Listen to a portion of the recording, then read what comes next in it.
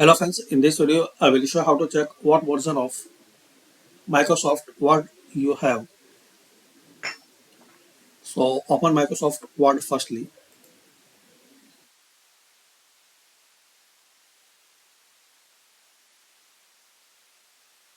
Now here click on account,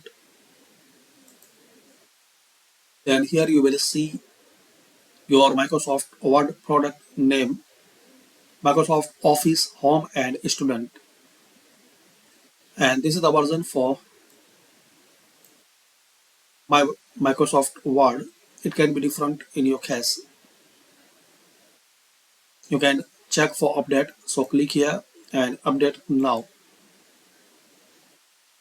So here you will see the information you are up to date. The latest version of Office is installed on your computer.